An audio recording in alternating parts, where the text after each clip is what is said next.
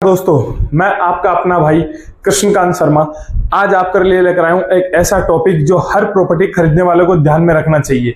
क्योंकि क्या होता है कि हम लोग जब प्रॉपर्टी खरीदते हैं तो हम सस्ते के लालच में या अच्छी जगह प्रॉपर्टी के चक्कर में कुछ भी नहीं देखते और प्रॉपर्टी खरीद लेते हैं और बहुत सारी चीजों के अंदर फंस जाते हैं। क्योंकि प्रॉपर्टी बेचने वाला कितना भी आपके ऊपर जोर दे तो मैं कुछ पॉइंट बताने वाला हूं, ये बिल्कुल भी नहीं माने।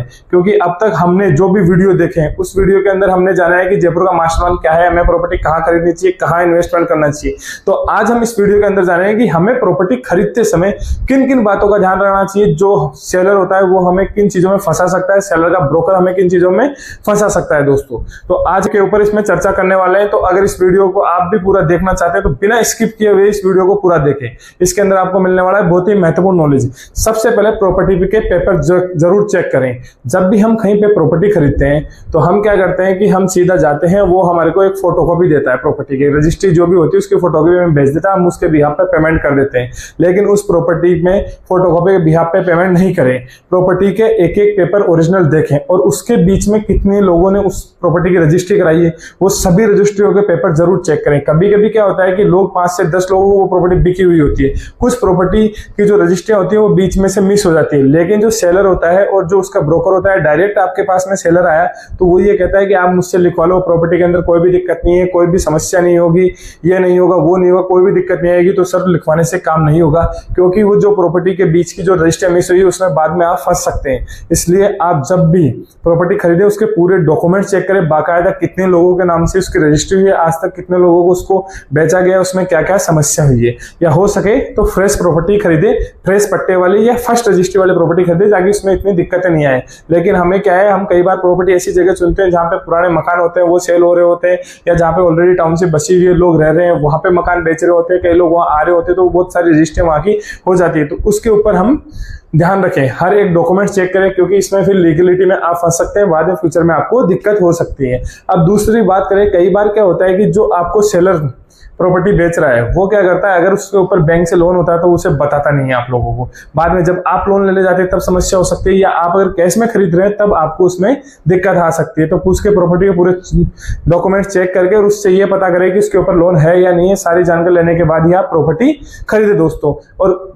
तीसरी चीज क्या होती है कि जब भी हम कहीं प्रॉपर्टी खरीदते हैं तो जो प्रॉपर्टी ऑलरेडी पुरानी प्रॉपर्टी जो होती है, जिसमें ऑलरेडी मकान बने हुए हैं, ऑलरेडी बिल्डिंग बनी हुई, वो प्रॉपर्टी अगर हम खरीदते हैं तो लोग उसके बारे में, उसमें बहुत सारे किराएदार रह रहे होते हैं, तो हमें अगला सेलर बोलता है सर आप इसको खरीद लीजिए, किराएदार ऐसे की ऐसे रख लीजिए। हम उस लालच के चक्कर में कि किराएदार वहां पे लगे हुए हैं या वहां पे अपनी बिल्डिंग का किराया आ रहा है, वहां पे फायदे होने, उस लालच के चक्कर में हम उस प्रॉपर्टी को परचेज कर लेते हैं। लेकिन हो सकता है वो किराएदार सही है नहीं है, क्या पता उससे अलग एग्रीमेंट करवा रखा है, किराएदार से मालिक ने पैसा ले रखा होगा, या किसी भी चीज के अंदर उसको आपको फंसा सकते हैं। तो इसलिए किराएदारों को खाली करा के ही आप प्रॉपर्टी लिए, ये मेरा सजेशन है दोस्तों। अब बात करें कि जब भी आप कोई भी प्रॉपर्टी खरीदे, चाहे जेडीए खरीदे चाहे कुछ भी प्रॉपर्टी खरीदे, तो सबसे पहला पेमेंट आप चेक से करें।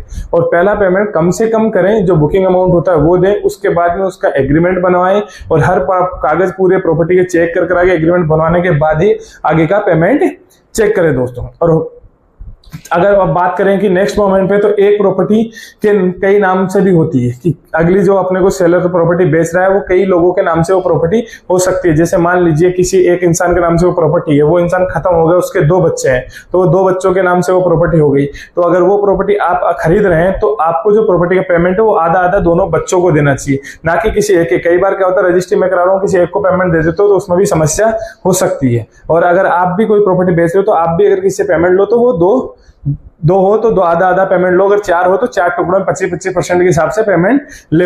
क्योंकि ये मेरा सजेशन है, बाद में इसमें प्रॉपर्टी में समस्या हो जाती है। क्योंकि प्रॉपर्टी आदमी खरीदता है कि अपनी जमा पूंजी लगा के कुछ इन्वेस्टमेंट, कुछ फायदे के लिए प्रॉपर्टी खरीदता है। तो इसलिए पेमेंट अगर कर रहे हो कि उसके 2 बच्चे हैं, 4 बच्चे हैं, उनके नाम से है, एक के से ज्यादा उसके स्वामित्व है, तो उनको उसी हिसाब से उससे टुकड़ों में बांट के परसेंट निकालें, फिर पेमेंट करें। अब बात करें 5वीं बात कि किसी भी प्रॉपर्टी पे लोन जरूर ले। जो मैं हमेशा हर वीडियो में कहता हूं कि जब भी आप प्रॉपर्टी करते हो तो उसके ऊपर लोन जरूर ले, क्योंकि अगर आप लोन ले लोगे तो आपकी लीगल कार्यवाही बैंक पूरी चेक कर लेगा। बैंक लोन जब भी देता है जब पूरे लीगल डॉक्यूमेंट्स चेक कर ले, पूरे उसकी सर्वे कर ले जमीन का, जमीन में क्या दिक्कत है, क्या समस्या है, सारी पता करने के बाद ही बैंक लोन करता है। तो इसलिए बैंक से लोन जरूर ले। अब बात करते हैं छठा पॉइंट पे, 50 लाख से ऊपर की जब भी आप कहीं प्रॉपर्टी खरीदें तो सेलर के नाम से 1% का टीडीएस जरूर काटे। जो अपने आईटीआर में 16Q का फॉर्म है वो भर के उसमें जमा जरूर कर, जो आपको आईटीआर भरने के बाद में मिल सकता है।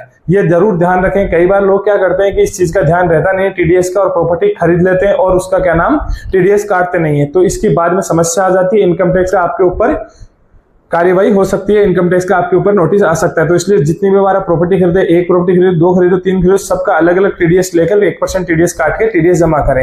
इंडियन सिटीजन के लिए सिर्फ 1% है, एनआरआई के लिए अलग अलग टेबल बनी है, वो आपको एनआरआई हो तो आपको पूरा पता करके इनकम टैक्स से अपने सीए से जानकर लेके उसके बाद ही ये काम करें, लेकिन इंडियन सिटीजन के लिए ये 1% है।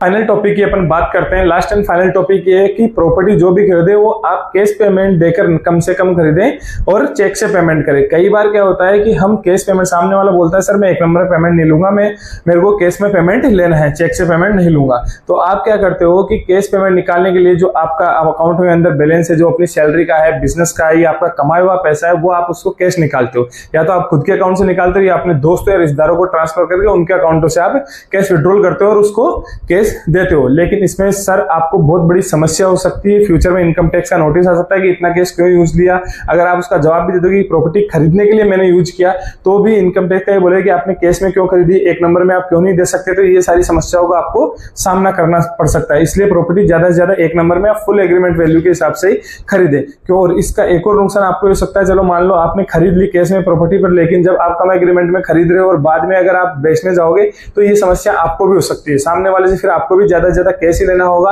और अगर आपने कैश पैसा लिया, कैश के अंदर समस्या हो गई, तो सामने वाले उसी टाइम पे, जिस टाइम पेमेंट दे रहा है उस टाइम पे इनकम टैक्स आ गया, कुछ भी हो गया, तो उन समस्याओं का आपको सामना करना पड़ सकता है दोस्तों।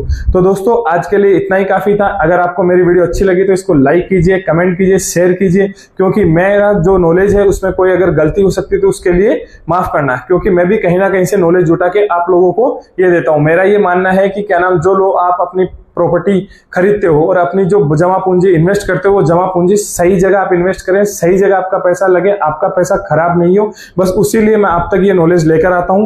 तो अगर आपको कुछ कमी लगे, कुछ और लगे, तो उसके लिए माफ करना दोस्तों। मैं भी कहीं ना कहीं से जुटा के ही आपको ये जानकर देखता हूं। दोस्तों मिलते हैं, आज के लिए इतना ही काफी है, नेक्स्ट वीडियो में नए नॉलेज के साथ।